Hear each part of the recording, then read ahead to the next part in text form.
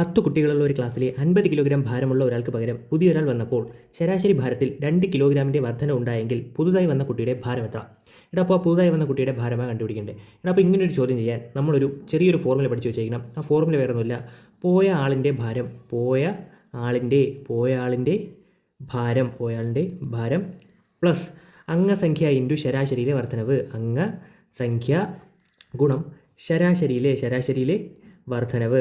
അപ്പോൾ നമ്മുടെ ഫോർമുല എന്താണ്? പോയ ആളിൻ്റെ ഭാരം പ്ലസ് അംഗസംഖ്യ ഇൻറ്റു ശരാശരിയിലെ വർധനവ്. ഓക്കെ അല്ലേ?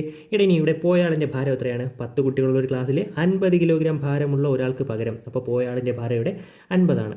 50 പ്ലസ് എടാ അംഗസംഖ്യ 10 കുട്ടികളുള്ള ഒരു ക്ലാസ്, ഒരാൾ പോയി വീണ്ടും ഒരാൾ വന്നു. അപ്പോൾ അംഗസംഖ്യയിൽ എന്തെങ്കിലും മാറ്റം ഉണ്ടോ? ഇല്ല, 10 തന്നെയാണ്.